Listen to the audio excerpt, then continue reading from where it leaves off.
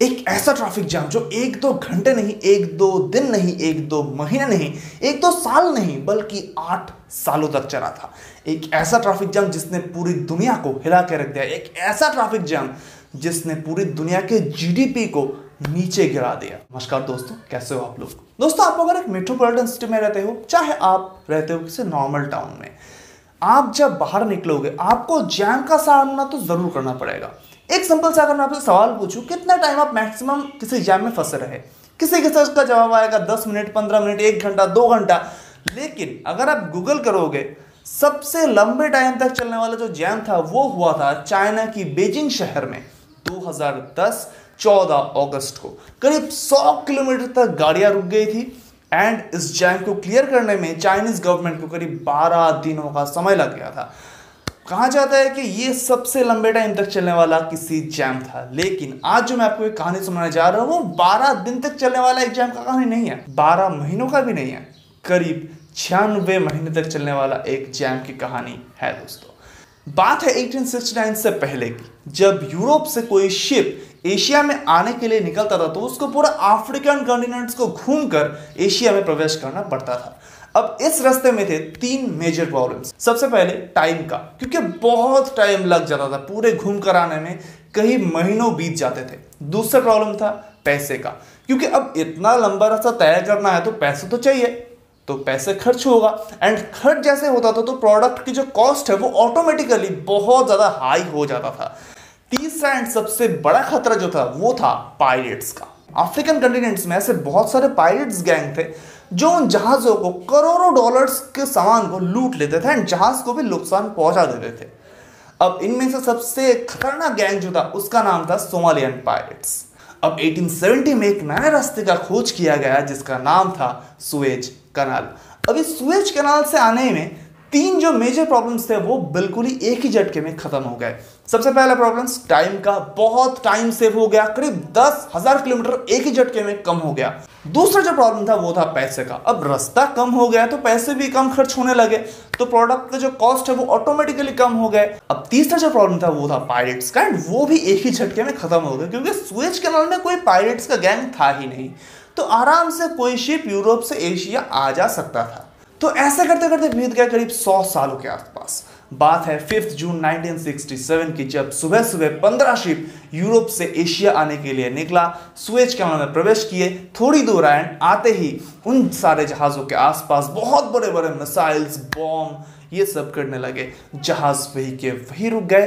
कहा जाता है कुछ ऐसा कि 1960 के बाद से इजराइल एंड इजिप्ट के बीच में थोड़ी बहुत कहासुनी चल रहा था। अब सुएज कनाल एक ऐसी जगह पर है जिसके एक साइड में इजराइल है, दूसरे साइड पर इजिप्ट है। सुबह ही सुबह इजरायली एयरफोर्स ने इजिप्ट के ऊपर हल्ला बोल दिया एंड बहुत बड़े बड़े मिसाइल, रॉकेट गिराए गए। इजिप्ट ने बदले में सुएज कनाल के दोनों एंड्स को एक ही झटके में ब्लॉक कर दिए एंड 15 के 15 शिप एक छोटे से लेक में रुक गए, जिस लेक का नाम था ग्रेट बिटर लेक। अभी ऐसे करते करते 6-7 दिन बीत गए, लेकिन ये जो मामला था ये सुलझने का नाम ही नहीं ले रहा था। एंड अगर आप मैप में देखोगे तो ये जो लाइन आपको दिख रहा है ये है इजराइल का बॉर्डर एंड ये जो एरिया है बाकी इसका नाम है साइनाई पेनिनसुला एंड इसके इस साइड है इजिप्ट। इजराइल ने इतना जोरदार हमला किया कि साइनाई पेनिनसुला को अपने कब्जे में ले लिया। अब जो सुएज कनाल था ये बन गया था ऑफिशियली इजिप्ट एंड इजराइल के बीच में बॉर्डर। तो ऐसे करते करते बीत गया करीब 6-7 महीना, लेकिन युद्ध खत्म होने का कोई भी चांस किसी को भी नहीं दिख रहा था। जहाज में खाना पानी ये सब खत्म हो रहा था, जिसके ऊपर किसी का भी नजर नहीं था, चाहे वो इजराइल हो इजिप्ट हो, किसी का भी नजर नहीं था, क्योंकि उनमें से किसी भी शिप उन दोनों देशों का था ही नहीं, तो उसका कोई टेंशन भी नहीं था। लेकिन बहुत सारे लोग डिप्रेस्ड हो गए, बहुत सारे लोग डिप्रेशन में चले गए। जहाज में भी बहुत सारे टेक्निकल फॉल्ट्स आने लगे, इंजन इतने दिनों से बंद है, कुछ चल नहीं रहा है, तो जहाज पर भी प्रॉब्लम आने लगे। धीरे धीरे करके इसका हल निकाला गया। जो क्रू मेंबर्स थे वो और भी ज्यादा डिप्रेस ना हो जाए, वो और भी ज्यादा डिप्रेशन में न चला जाए, इसके लिए हर एक जहाज में छोटा छोटा कार्यक्रम रखा गया। जैसे कि जो जर्मन शिप थे वहां पर एक छोटा सा चर्च खोला गया जो हर संडे को खुलता था एंड जहां पर सारे के सारे क्रू मेंबर्स जाके प्रे करते थे ताकि ये युद्ध खत्म हो जाए। बुल्गारियन शिप जो था वहां पर हर शाम को फिल्म्स लगते थे, सारे के सारे क्रू मेंबर्स वहां पे जाके फिल्म्स देखते थे, एंजॉय करते थे, गप्पे करते थे। तो ऐसे करते करते इन सारे शिप के क्रू मेंबर्स में से दोस्ती बढ़ गए, एंड दोस्ती इतना बढ़ गए कि यूएसए का जो शिप था वहां पर टूर्नामेंट्स भी खेलना चालू किए इन सारे क्रू मेंबर्स ने। एंड दुनिया में पहली बार 1968 में एक जहाज के अंदर ओलंपिक्स का तैयारी किया गया, ओलंपिक्स खेला गया। इसका नाम दिया गया बिटर ओलंपिक्स 1968। तो ऐसे चल रहा था, लोग एंजॉय कर रहे थे, बट ऐसे करते करते करीब 1.5 साल बीत गए एंड खाना पानी बिल्कुल ना के बराबर हो गया था हर एक जहाज में। तब हर एक शिपिंग कंपनी ने अपने अपने क्रू मेंबर्स को वापस अपने देश में बुलाना चालू कर दिया। लेकिन ऐसा शिप को अकेला खड़ा तो नहीं रख सकता, क्या पता कुछ भी हो सकता है। तो एक कमेटी का तैयारी किया गया, जिस कमेटी में यह तय किया गया कि हर एक शिप में मैक्सिमम 10 लोग रह सकते हैं, वो भी 2-3 महीने में चेंज करना पड़ेगा। तो इसका पास किया गया एंड इस हिसाब से कुल मिलाकर 150 लोगों को उस जगह पर भेजा गया। हर एक शिप में 10 करके लोग रहने लगे। 2-3 महीने बाद वो एक टीम आता था, दूसरा टीम जाता था। तो ऐसे करते करते कई साल बीत गए एंड आ गया 1973। सबको लग रहा था कि हाँ मामला भी ठंडा हो गया है, युद्ध खत्म हो जाएगा। लेकिन 1973 की शुरुआत में एक बार फिर से युद्ध का शुरुआत हो गया है। इस बार शुरुआत की इजिप्ट ने अपने पूरे शक्ति का प्रदर्शन करते हुए वो इजराइल की तरफ बढ़े एंड साइनाई पेनिनसुला जो इजराइल ने कब्जा करके रखा था, बहुत ज्यादा एरिया इजिप्ट ने क्लियर करवा दिया एंड बहुत सारे कैजुअलिटीज हुए। बदले में इजराइल ने भी अटैक किया एंड इस अटैक का परिणाम भी ये हुआ कि एक मिसाइल आके, एक इजरायली मिसाइल आकर यूएस शिप से टकराए एंड पलक झपकते ही वो शिप पूरा तबाह हो गया। 10 जो क्रू मेंबर्स अंदर थे उन लोगों का भी मौत हो गया एंड फाइनली 24 अक्टूबर 1973 को दोनों देशों के बीच में एक एग्रीमेंट हुआ जिसका नाम था सीज फायर एग्रीमेंट।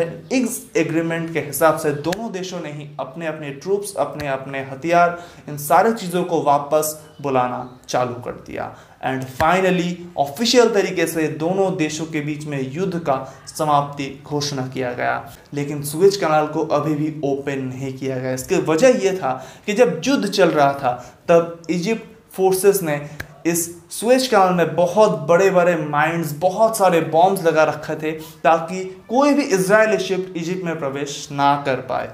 तो जो नॉर्मल शिप्स थे उन लोगों के लिए भी इधर उधर जाना, कहीं पे जाना बिल्कुल ही नामुमकिन था क्योंकि कुछ भी हो सकता था।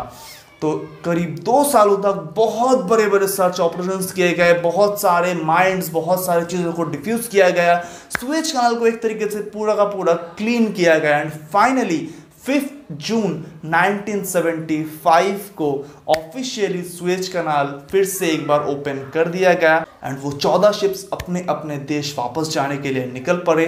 पूरे दुनिया में इसका जश्न मनाया गया, खुशी मनाया गया कि हाँ वो लोग अपने देश वापस जा रहा था। उसके बाद इजराइल ने माफ़ी मांगकर पूरे साइनाई पेनिनसुला पर से अपना कब्जा हटा लिया एंड उसको वापस इजिप्ट के हाथ में सौंप दिया। वो टाइम के बाद इजराइल एंड इजिप्ट के दोस्ती बीच में बढ़ने लगे एंड अभी भी वो दोस्ती बहुत ही ज़्यादा अच्छी तरीके से बरकरार है गाइस।